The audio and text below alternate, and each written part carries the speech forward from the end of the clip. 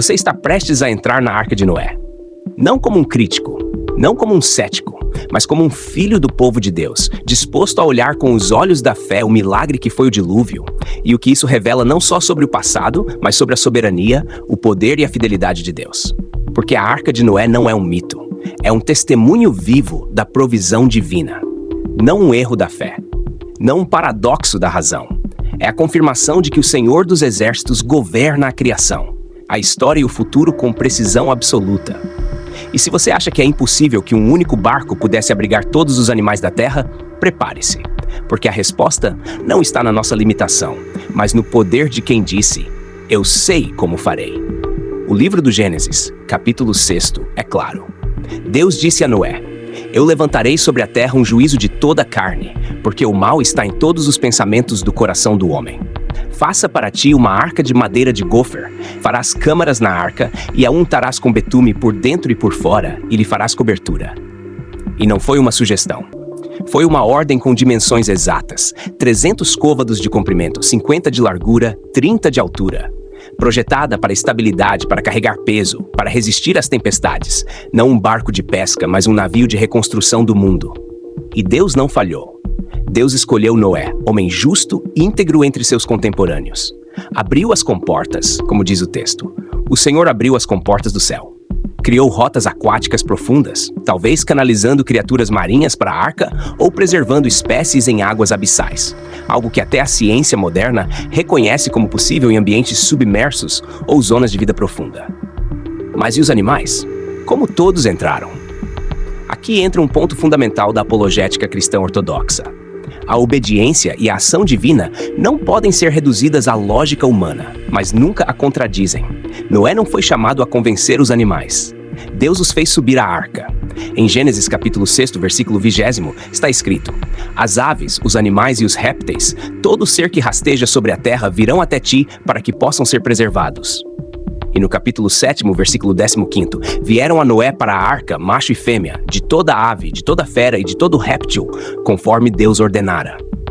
Eles foram chamados, eles foram guiados. Eles entraram como um exército sob ordem real. Não foi acaso, não foi coincidência, foi intervenção soberana.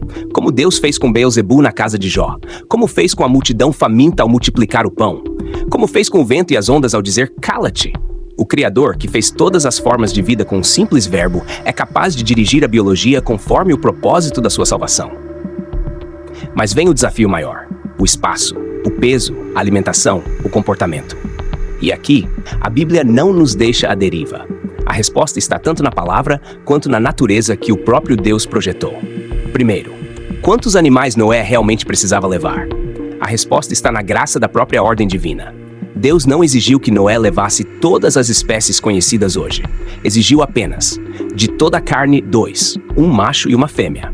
Mas o termo hebraico original, nefesh shaya, alma vivente, se refere às criaturas dotadas de sangue vivo e respiração, não a todos os micro-organismos, fungos ou insetos que a biologia moderna inclui na categoria de espécie. Além disso, a Bíblia fala de tipos, não de espécies. Ou seja, Noé levou pares representativos de famílias e gêneros principais, não de cada variação moderna. Como ensinaram os grandes apologistas cristãos, desde Irineu de Lyon, que via a arca como símbolo da igreja, Agostinho de Hipona, que a interpretava como um modelo da unidade divina, João Calvino, que destacou a sabedoria prática da ordem de Deus. Até estudiosos modernos como John Whitcomb e Henry Morris, fundadores da moderna ciência da criação, a arca precisava apenas de pares representativos. Um par de camelídeos, ancestral de dromedários e bactrianos. Um par de canídeos, ancestral de lobos, cães e raposas. Um par de felinos, ancestral de tigres, leões e onças.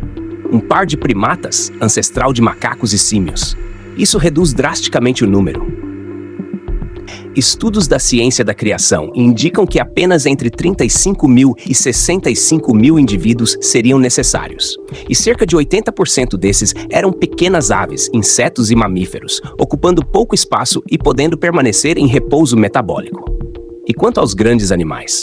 Aqui entra o que chamamos de sabedoria biológica divina. Muitos provavelmente estavam em estado de sono torpor, uma espécie de hibernação sobrenatural. Morcegos entram em torpor diário. Tartarugas podem permanecer imóveis por meses. Ursos polares reduzem seu metabolismo a 1/4 durante o inverno.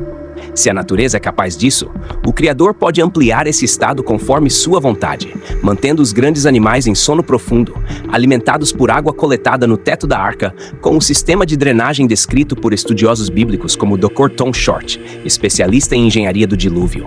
E o ar? A arca não era um tanque fechado. Tinha janelas e aberturas. Gênesis, capítulo 6, versículo 16 diz: "Farás uma abertura de um côvado acima." Uma ventilação intencional, projetada. As ondas batiam nas frestas, o vento circulava e o oxigênio era renovado. O mesmo Deus que criou a respiração cuidou da circulação do ar. A comida? Noé armazenou antes. Sementes, grãos, frutas secas, folhas conservadas, alimentos que duram meses. A tradição judaico-cristã menciona que Noé construiu compartimentos de armazenamento e canais de drenagem, mantendo tudo fresco e seco. E quanto ao comportamento dos animais? Aqui está o ponto mais profundo. Deus mudou o instinto. Não houve caça, não houve violência. Havia paz na arca. O leão descansou ao lado do cordeiro. O tigre dormiu junto ao cervo. Deus reordenou o instinto animal como um comandante que acalma seus soldados. Não foi medo. Foi obediência sob a autoridade divina. E quando as águas cessaram, Deus disse: "Sai da arca, Noé. Toma contigo tua mulher, teus filhos e as noras, e leva os animais para que povoem novamente a terra." Então eles saíram. E o instinto natural retornou. A cadeia alimentar foi restaurada. A vida recomeçou. O dilúvio não foi um desastre, foi um recomeço planejado. A arca não foi um acidente, foi um projeto de salvação. E até hoje, nas montanhas, encontram-se vestígios de grandes inundações, desde o cume do Ararat, onde a tradição cristã diz que a arca repousou, até camadas de sedimentos fossilizados que cobrem o planeta. Como lembrou o pastor John MacArthur, o dilúvio global é uma das provas mais visíveis da fidelidade de Deus. Mas mais do que medidas e cálculos, a Arca de Noé revela algo eterno. Deus não abandona o que criou. Ele salva, protege e restaura. A história de Noé não é apenas sobre animais. É sobre um juízo que trouxe um milagre de vida.